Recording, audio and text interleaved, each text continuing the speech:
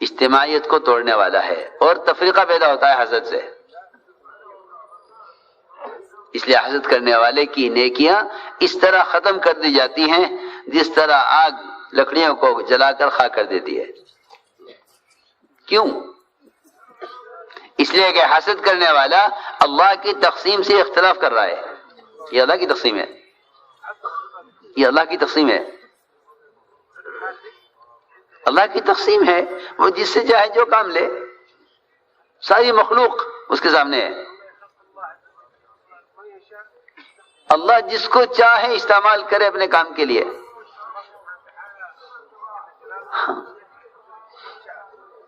مولانا ایسا فرماتے تھے اللہ نے ابرہہ کے لشکر کو ختم کرنے کا کام ابابیل سے لیا ہے، تو کیا ابابیل سے حسد کرو گے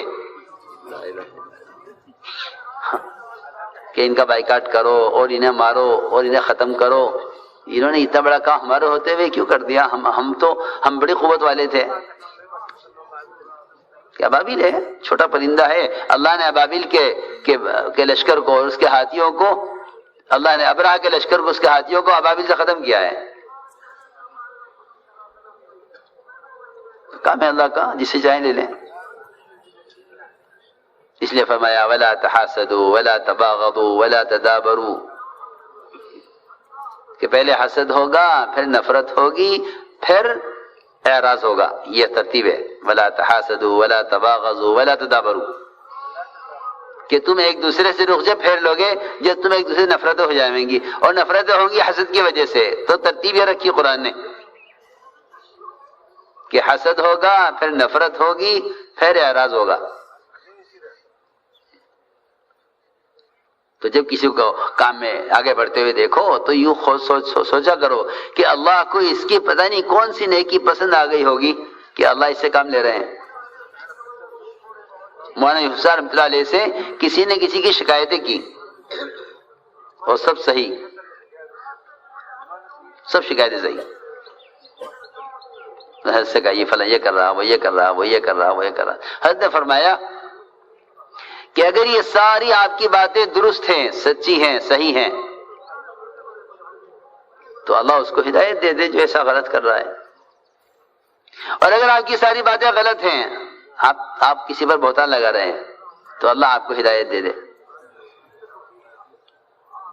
پھر یہ فرمایا کہ مجھے اس پر تعجب نہیں ہے کہ وہ پرانا آدمی یہ غلطیاں کر رہا ہے، مجھے اس پر تعجب نہیں ہے. مجھے تعجب اس پر نہیں ہے کہ پرانا آدمی غلطی کر رہا، مجھے تعجب اس پر ہے کہ اس کی غلطی کی وجہ سے بھی اللہ اس سے کام لے رہے. یہ ہے سوچنے کی بات کہ مجھے تعجب اس پر نہیں ہے کہ وہ غلط کر رہا ہے. وہ انسان ہے، غلطی انسان کرے گا، فرشتہ نہیں کرے گا. کہ غلطی انسانوں سے ہوں گی، ہر قدم پہ ہوں گی. کلکم خطاؤن، حدیث میں فرمایا تم کے سب چوکنے والے، خطا کرنے والے ہو. فرمایا کہ مجھے تعجب اس پر نہیں ہے کہ یہ غلط کر رہا ہے، مجھے تعجب اس پر ہے کہ اللہ اس سے پھر بھی کام لے رہے ہیں. اللہ کو اس کی کون سی نیکی، کون سی عبادت، کون سا عمل، کون سی قربانی اللہ کے ہاں ایسی قبول ہوئی بھی ہے کہ اللہ اس سے اس کی غلطی کے باوجود کام لے رہے ہیں. اس لیے صحابہ کرام کے اندر یہ بڑی صفت تھی کہ اگر وہ کسی کے اندر کوئی خرابی دیکھتے تو اس سے نفرت نہیں کرتے تھے، اور کسی میں کوئی خوبی دیکھتے تو اس سے حسد نہیں کرتے تھے. یہ صحابہ کرام کی ایک بڑی صفت تھی ہے کہ اگر کسی میں کوئی خیر دیکھتے تھے تو اس سے حسد نہیں کرتے تھے، اور کسی کے اندر کوئی خرابی دیکھتے تھے تو اس سے نفرت نہیں کرتے تھے. ہاں، بلکہ جن میں کوئی خیر دیکھتے ان کے پیچھے ہو لیتے. تقسیم کار کس کے ذمہ کیا کام ہو، کون کیا کام کرے، کون کیا کام کرے. میں آپ کو سچی بتاؤں، حقیقت یہ تقسیم کار اللہ کی طرف سے ہوتی ہے. مشورے والے تو اس کی تنفیذ کرتے ہیں، صرف تجویز نہیں کرتے ہیں. مشورے تنفیذ کرتے ہیں، تجویز تو اللہ کرتے ہیں. تجویز اللہ کرتے ہیں، کس سے کیا کام لینا ہے؟ قرآن بھی اسی طرح ہے، اللہ اعلم حیث یجعل رسالتہ، اللہ جانتے ہیں کہ اس کو اپنے دین کا پیغام کس کے ذریعے پہنچانا ہے، اللہ جانتے ہیں کس سے کیا کام کب لینا ہے، یہ اللہ جانتے ہیں کس سے کیا کام کب لینا ہے، کہ جب کسی سے اللہ کوئی کام لے تو تمہیں چاہیے کہ تم کام کرنے والوں کے ساتھ ہو جاؤ،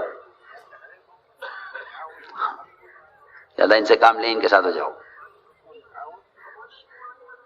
تو صحابہ کا مزاج یہ تھا، حضور اکرم صلی اللہ علیہ وسلم نے یمنی تلوار نکالی، فرمایا اس تلوار کو کون لے گا؟ تو صلاحیت والے پرانے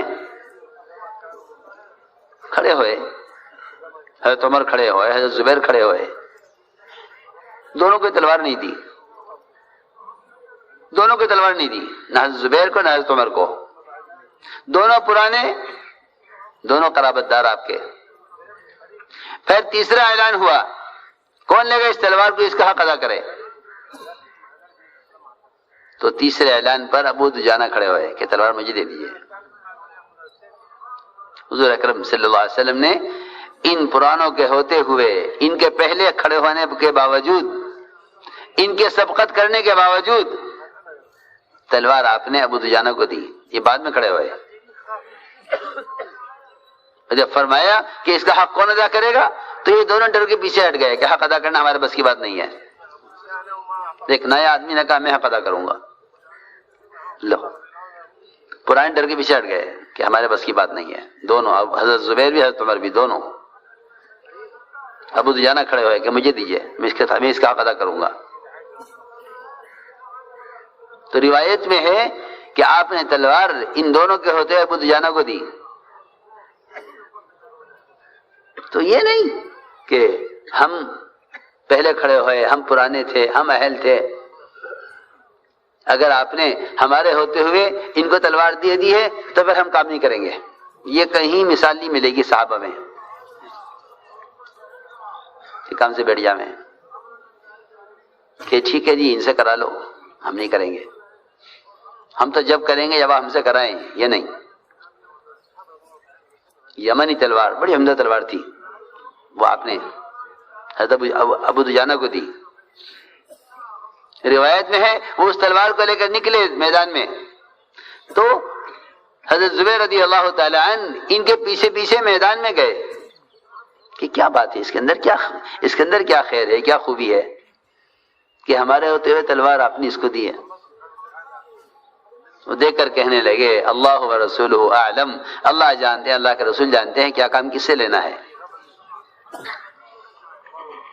اس لیے ہم نے عرض کیا کہ اللہ تعالیٰ جس سے چاہے کام لے لیں،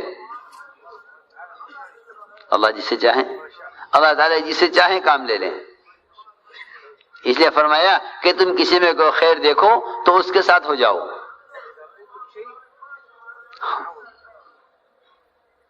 جس میں کوئی خیر دیکھو کہ اس کے ساتھ ہو جاؤ، تاکہ اللہ تعالیٰ ان کے ذریعے سے ہم سے بھی کام لے لیں، کہ اللہ تعالیٰ کے ذریعے ہم سے بھی کام لے لیں۔ اس لیے فرمایا اتقوا اللہ وکونوا مع الصادقین، کہ اللہ سے ڈرو اور سچوں کے ساتھ ہو جاؤ، اللہ سے ڈرو اور سچوں کے ساتھ ہو جاؤ، اتقوا اللہ وکونوا مع الصادقین۔ تو ہم نے عرض کیا کہ اجتماعیت کو حسد توڑ دیتا ہے اور آپسی تعاون کو بھی حسد توڑ دیتا ہے، ہم ان کا ساتھ نہیں دیں گے، حالانکہ یہ کام باہمی تعاون کا ہے، یہ کام آپسی تعاون کا ہے۔ دوسری بات یہ ہے بہت ضروری کہ کسی کا بھی تعاون کرنے میں، کسی کا ساتھ دینے میں، کسی کا تعاون کرنے میں سب سے پہلے یہ دیکھ لو کہ میں اس کی مدد یا اس کا ساتھ دے رہا ہوں اپنے ذاتی تعلق کی وجہ سے یا دین کی وجہ سے۔